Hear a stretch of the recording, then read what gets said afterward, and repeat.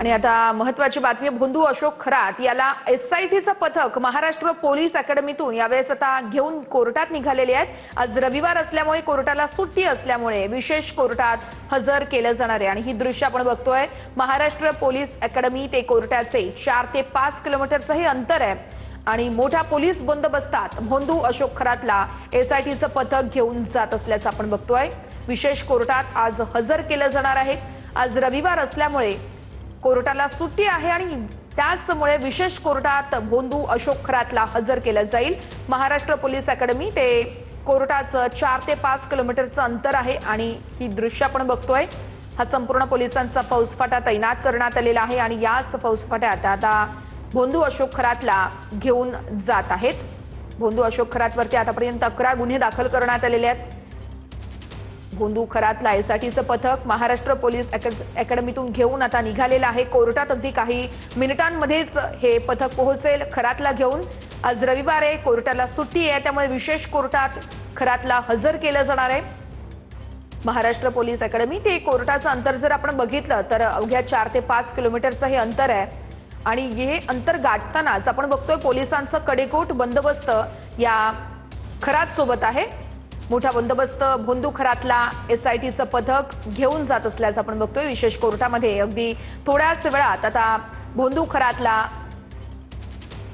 इथं दाखल केलं जाणार आहे। भोंदू खरात याची आज पोलीस कोठडी संपते आणि पुन्हा एकदा आजच्या सुनावणीमध्ये कदाचित एसआयटी आणखी पोलीस कोठडी वाढवून मागण्याची शक्यता वर्तवली जाते। कोर्टाला सुट्टी आहे, त्यामुळे खरातला विशेष कोर्टात हजर केलं जाणार आहे।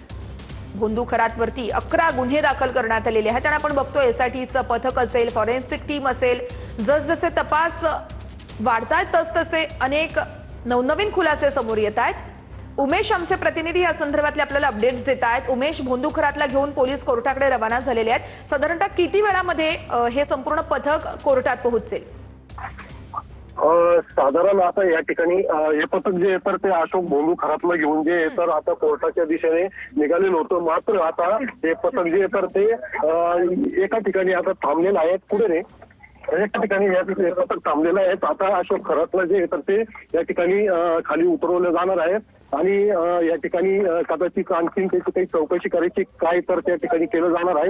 या ठिकाणी पोलिसांनी जे तर ते माध्यमांना मज्जाव केलेला आहे पुढे जाण्यासाठी। आणि अशोक खरातवर जर बघितलं तर एकूण 11 गुन्हे जे तर ते दाखल असून त्यामध्ये 9 लैंगिक शोषणाचे गुन्हे दाखल आहेत आणि 2 जे तर ते फसवणुकीचे गुन्हे दाखल आहेत। आणि या संदर्भात जे तर 5 दिवसाची पोलीस कोठडी त्याची संपल्यानंतर आता आज अशोक खरातला जे तर ते कोर्टात हजर केलं जाणार आहे। आज कोर्टाला जरी सुट्टी असेल तरी विशेष कोर्टामध्ये या ठिकाणी त्याला हजर केलं जाणार आहे। आणि एकंदरीत जर पाहता त्याच्यावर महिला लैंगिक अत्याचार, फसवणुकीचा आहे, जादूटोण आहे, याच एसआयटीच्या चौकशीमध्ये साधारण ते जवळ 5 जे कारतूस आहे तर ते सापडल्याने नरबळी दिला इतका या संदर्भात सुद्धा जे तर ते पोलीस कस्टडी जी आहे तर ते आज 2 ते 5 दिवसाची वाढवण्यासाठी त्या ठिकाणी मागणी केली जाणार आहे। आणि एकंदरीत पाहता हा भोंदू खरात जो येतो तर या ठिकाणी त्याची चौकशी या ठिकाणी करण्यात येणार आहे। त्याच्यानंतर त्याला सिव्हिल या ठिकाणी जे तर ते कदाचित त्या ठिकाणी निवडून त्याची जी तर ती आरोग्य तपासणी केली जाणार असल्याची माहिती जी तर ती पोलीस कडून मिळत आहे। आणि या ठिकाणी आता कोण वरिष्ठ अधिकारी आहेत का काय तर ते अद्यापही समोर आलेलं नाही। मात्र या ठिकाणी वरिष्ठ अधिकाऱ्यांसमोर या ठिकाणी आणलेलं असल्याची जी माहिती जी तर ती पोलीस सूत्रांकडून मिळत आहेत एकंदरीत पाहता। निश्चितच उमेश, आपण जर बघितलं तर महाराष्ट्र पोलीस अकॅडमी ते कोर्टाचं अवघ्या 4 ते 5 किलोमीटरचं हे अंतर आहे आणि तुम्ही आता उल्लेख केलात की अशोक खरातला मध्येच एका ठिकाणी पोलिसांनी उतरवलेला आहे आणि त्या ठिकाणी खरं तर माध्यमांना येण्यास मज्जाव केलाय।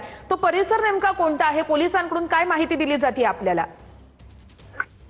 या ठिकाणी जरी पोलिसांकडून माहिती दिली जात नसेल मात्र या ठिकाणी जे एक वाहतूक शाखेचं जे कार्यालय आहे तर त्या ठिकाणी वरिष्ठ अधिकारी या ठिकाणी आल्याची माहिती मिळते। आणि त्या ठिकाणी या भोंदू खरातची जी तर ती काही आणखीन काही चौकशी करतायत नेमकं या ठिकाणी कशासाठी आणलेलं आहे तर अजूनही ते समोर जरी आले नसेल मात्र वरिष्ठ अधिकारी या ठिकाणी असल्याची माहिती जी तर ती समोर येत आहे। निश्चितच उमेश, या सगळ्या घडामोडींकडे तुम्ही लक्ष ठेवून राहा, प्रत्येक अपडेट घेत राहू। तुर्तास धन्यवाद।